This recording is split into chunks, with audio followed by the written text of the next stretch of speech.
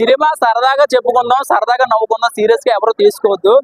ఇది ప్రతి ఒక్క మగాడికి, ప్రతి ఒక్క ఆడదానికి, మొగుడు పెళ్ళానికి కనెక్ట్ అయ్యే సినిమా. ఇప్పుడు మామూలుగా రివ్యూ అన్నాక కామన్ అండి. ఏడు బాగాలేదంట కదా, పోయిందంట కదా అని అడగడం మీరు కామను, నేను చెప్పడం కూడా నా స్టైల్లో నేను కామనే. ఒకటి చెప్పేది ఏంటంటే, మనం 350 రూపాయలు పెట్టినా 400 రూపాయలు పెట్టినా డిసప్పాయింట్ అవ్వకుండా సినిమా తీయడం అది చాలా కష్టం. ఎందుకంటే అనిల్ రావుపూడి గారు తీసిన విధానం బాగుంది. సంక్రాంతికి వస్తున్నాము, ఫ్యామిలీ ఆడియన్స్ కి ఓ బీభత్సమైన స్టోరీ అవసరం లేదు. నిజ జీవితంలో ఒక ఇంట్లో జరిగే మొగుడు పెళ్ళాల కథ తీసుకున్న సూపర్ డూపర్ హిట్ అయిపోతుంది. ఎందుకంటే ప్రతి ఒక్కరికి కనెక్ట్ అవ్వాలని. సో ఇది ఒక ఎక్స్ గర్ల్ ఫ్రెండ్ కి, ఒక ఇంట్లో ఉన్న భార్యకి, పెళ్ళైపోయిన భార్యకి మధ్యలో మగాడు ఎలా నలిగిపోతాడో చూపించాడు. మంచి కామెడీగా ఉందండి సినిమా, బాగుంది. ఒక మంచి ఎమోషనల్ కూడా ఉంది. అండ్ ఎన్ని తప్పులు చేసినా కూడా ఇంట్లో ఉన్న భార్య క్షమించేసి వదిలేయడం అది చూపించాడు. ఇంకా అయితే అయిపోయిందిలే, నేనే అనవసరంగా బ్రేకప్ చెప్పానని ఎక్స్ గర్ల్ ఫ్రెండ్ బాధపడడం చూపించాడు.